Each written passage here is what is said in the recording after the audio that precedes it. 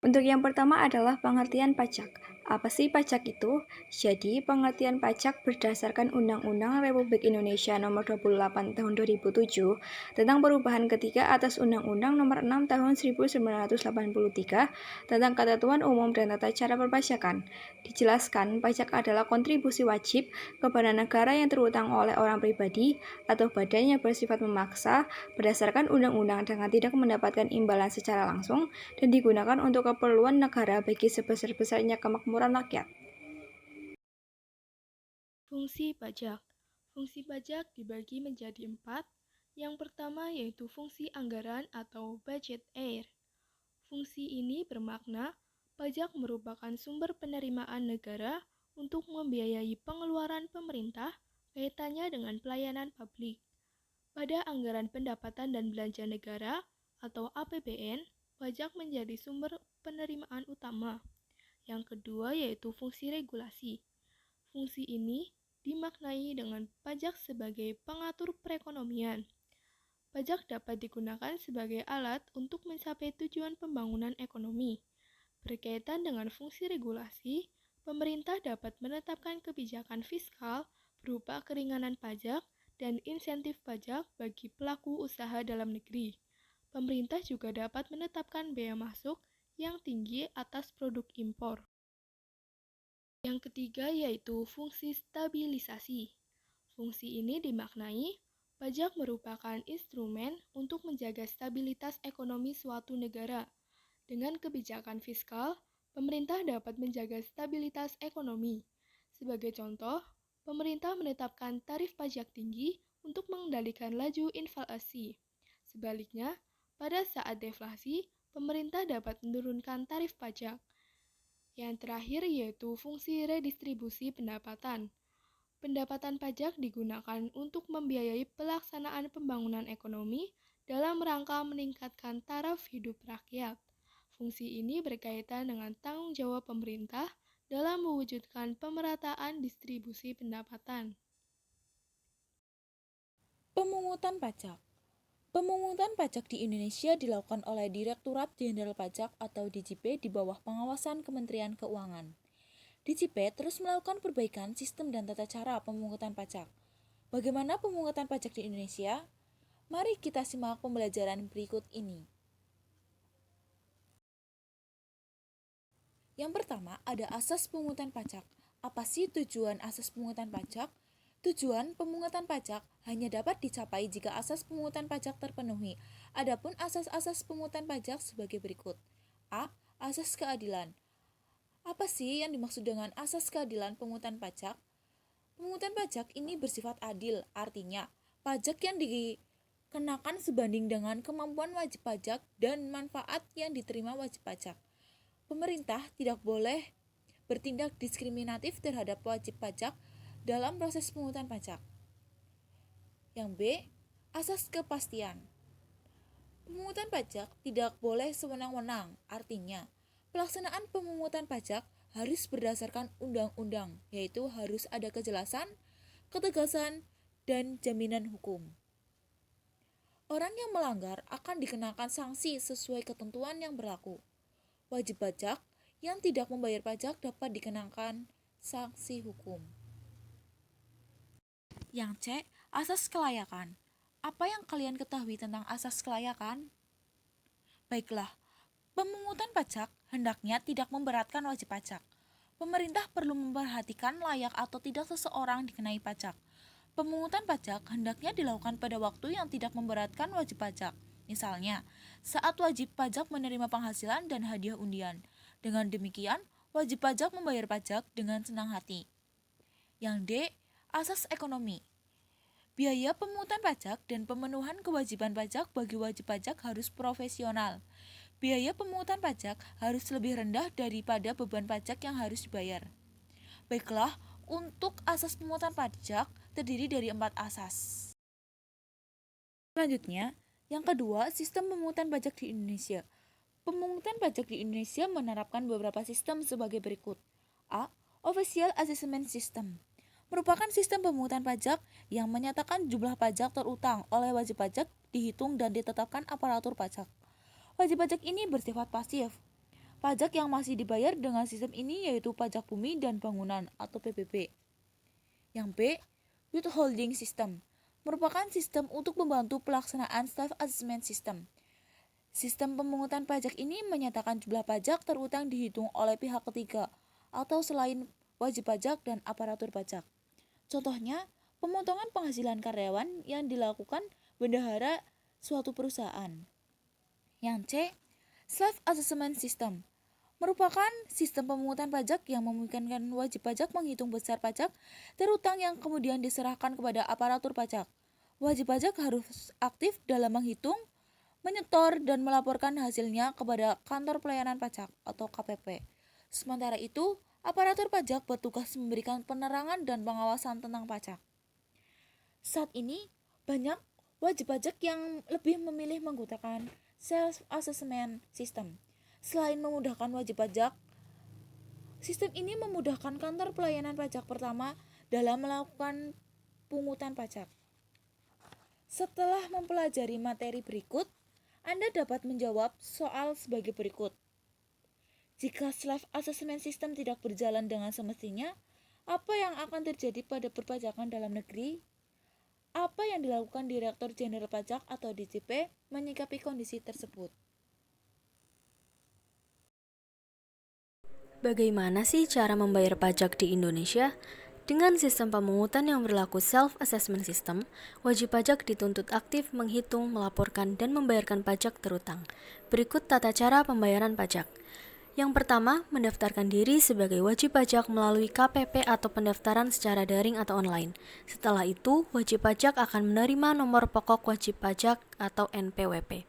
Yang kedua, setelah memperoleh NPWP, wajib pajak dapat menghitung sendiri jumlah pajak yang harus dibayarkan dan dilaporkan dengan SPT ke KPP tempat wajib pajak terdaftar atau dikukuhkan. Yang ketiga, wajib pajak mengisi surat setoran pajak atau SSP yang diperoleh dari KPP atau di bank yang ditunjuk Direktorat Jenderal Pajak atau kantor pos. Pengisian SSP disesuaikan dengan jenis pajak yang akan dibayar. Yang keempat, pilih metode pembayaran melalui transfer atau datang langsung ke kantor penerimaan pembayaran pajak seperti KPP, bank yang ditunjuk oleh Direktorat Jenderal Pajak, dan kantor pos. Yang terakhir, setelah proses pembayaran, wajib pajak mendapatkan arsip surat setoran pajak atau SSP. Arsip SSP berguna sebagai bukti wajib pajak telah membayar pajak. SSP juga berguna saat wajib pajak mengajukan keberatan karena kelebihan dalam membayar pajak. Selanjutnya adalah jenis-jenis pajak. Jenis-jenis pajak dibagi menjadi 3, yaitu berdasarkan lembaga yang melakukan pemungutan pajak, berdasarkan sifat, dan berdasarkan pihak yang menanggung. Untuk yang pertama adalah berdasarkan lembaga yang melakukan pemungutan pajak. Jenis pajak menurut pihak yang memungut pajak terdiri atas pajak pusat dan pajak daerah. Adapun pengertian tiap-tiap jenis pajak sebagai berikut.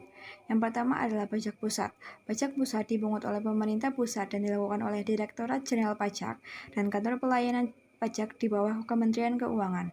Yang kedua adalah pajak daerah. Pajak daerah terdiri atas pajak provinsi dan pajak kabupaten. Untuk jenis-jenis pajak yang kedua adalah berdasarkan sifatnya. Yang pertama adalah pajak subjektif. Pajak subjektif adalah pajak yang memperhatikan keadaan wajib pajak. Untuk yang kedua adalah pajak objektif. Pajak objektif adalah pajak yang tidak memperhatikan keadaan wajib pajak, tetapi objek pajaknya. Untuk jenis-jenis pajak yang terakhir adalah berdasarkan pihak yang menanggung. Yang pertama adalah pajak langsung. Pajak langsung adalah pajak yang ditanggung sendiri oleh wajib pajak dan tidak dapat dialihkan kepada pihak lain. Yang kedua adalah pajak tidak langsung. Pajak tidak langsung adalah pajak yang harus dibayar pihak tertentu dan dapat dilimpahkan seluruh atau sebagian kepada pihak lain. Menghitung pajak. Bagian A, pajak penghasilan. Pajak penghasilan meliputi gaji, upah, honorarium, tunjangan, dan pembayaran lain sehubungan dengan pasal 21 dengan pekerjaan jasa atau kegiatan dengan nama dan dalam bentuk apapun yang diterima wajib pajak orang pribadi dalam negeri. Yang pertama, subjek pajak penghasilan. Berdasarkan Undang-Undang Nomor 36 Tahun 2008 tentang perubahan keempat atas Undang-Undang Nomor 7 Tahun 1983 tentang pajak penghasilan sebagai berikut. 1. Orang pribadi yang berdomisili di Indonesia. 2. Orang pribadi yang berada di Indonesia lebih dari 183 hari dalam jangka waktu 12 bulan. Yang ketiga, orang pribadi yang dalam 1 tahun pajak berada di Indonesia dan berkeinginan untuk berdomisili di Indonesia. Yang keempat, warisan yang belum terbagi sebagai satu kesatuan menggantikan yang berhak. Selanjutnya yaitu objek pajak penghasilan dan bukan objek pajak penghasilan. Objek pajak penghasilan adalah penghasilan atau pendapatan. Penghasilan yang dimaksud adalah setiap tambahan kemampuan ekonomis yang diperoleh wajib pajak dalam negeri ataupun luar negeri dalam jangka waktu 1 tahun yang dapat dipakai untuk konsumsi atau menambah penghasilan. Selanjutnya yaitu tarif pajak penghasilan. Berdasarkan Undang-Undang Republik Indonesia Nomor 36 Tahun 2008, tarif pajak penghasilan dibagi menjadi dua. Yang pertama, untuk wajib pajak orang pribadi. Jika penghasilan sampai dengan 50 juta, maka dikenai tarif pajak sebesar 5%. Jika penghasilan sampai dengan 50 juta sampai 250 juta rupiah, dikenai tarif pajak 15%. Jika penghasilan sampai dengan 250 juta rupiah sampai 500 juta rupiah, dikenai tarif pajak 25%. Selanjutnya, jika penghasilan lebih dari 500 juta, maka dikenai tarif pajak 30%. Lalu selanjutnya, untuk wajib pajak badan dan bentuk badan usaha tetap lainnya.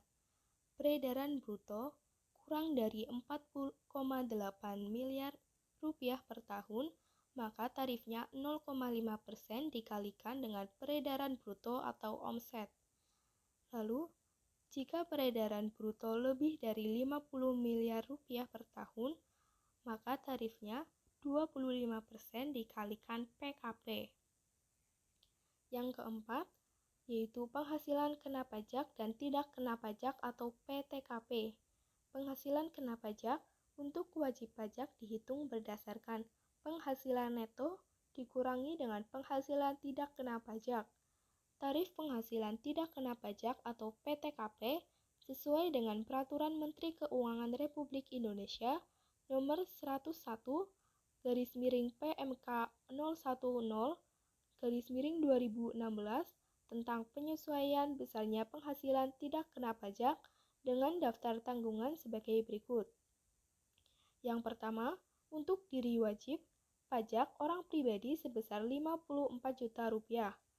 Kedua, tambahan untuk wajib pajak kawin sebesar 4.500.000 rupiah. Yang ketiga, tambahan untuk anggota keluarga maksimal 3 orang sebesar 4.500.000 rupiah. Lalu, tambahan untuk penghasilan istri yang digabung dengan penghasilan suami sebesar 54 juta rupiah. Lalu selanjutnya, untuk pajak bumi dan bangunan. Besar nilai jual kena pajak atau NJKP sebagai dasar penghitungan pajak bumi dan bangunan atau PBB sebagai berikut.